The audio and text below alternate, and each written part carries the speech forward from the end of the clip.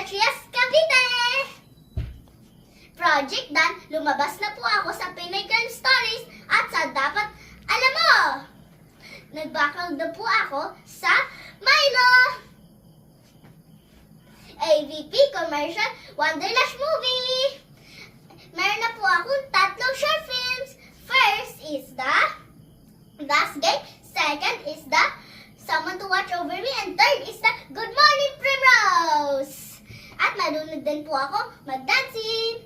And marunong din po ako mag-singing. At marunong din po ako mag-acting. Gusto ko po sumali sa Family Feud para po